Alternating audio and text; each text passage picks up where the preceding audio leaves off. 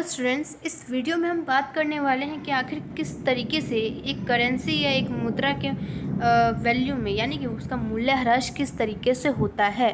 मूल्यह्रास यानी कि जब उसकी वैल्यू घटती चली जाती है। ठीक है, तो यहाँ देखिए कि मुद्रा या करेंसी के मूल्यह्रास से अभिप्राय क्या है। एक ऐसी स्थिति से है जब विदेशी मुद्रा यानी कि कोई भी विदेशी मुद्रा हो, जैसे आप यूएस डॉलर को एग्जाम्पल में ले लेते हैं, के संबंध में घरेलू मुद्रा का मूल्यह्रास होता है। यानी कि हमने घरेलू मुद्रा अपने रुपए को ले लिया है, हम इन दोनों में कंपैरिजन करके ये पता लगाएंगे कि किस तरीके से एक करेंसी या एक मुद्रा में मूल्यह्रास होता है। ठीक है, तो यहाँ देखिए, यहाँ पर अगर हम एग्जाम्पल में देखें तो या रुपए का मूल्य घटता है, यानी कि रुपए का मूल्यह्रास करने का मतलब है कि रुपए का मूल्य घट रहा है, इसलिए आपको $1 खरीदने के लिए अधिक रुपए की आवश्यकता होगी।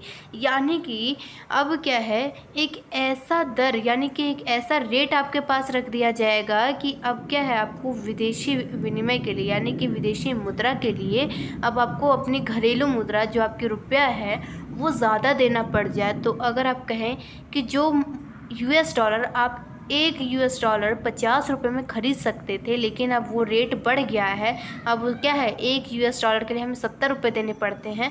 तो इससे तो हमारी घरेलू करेंसी जो मुद्रा है उसकी तो वैल्यू में गिरावट आ गई ना।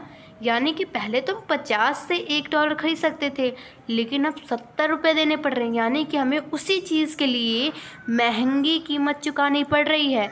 तो इससे आप कहेंगे कि हमारी घरेलू करेंसी या घरेलू मुद्रा में क्या हो गया है, मूल्यह्रास हो गया है। जैसे कि एग्जाम्पल के लिए, यदि यूएस डॉलर का विनिमय पहले 60 में होता था परंतु अब 62 में होता है, तब घरेलू मुद्रा यानी भारतीय रुपया मूल्यह्रास को प्रकट करते। यानी कि हम 60 में भी तो खरीद ही रहे थे ना पहले, लेकिन अब क्या है, इसकी कीमत बढ़ गई, अब 62 में हमें खरीदना पड़ रहा है।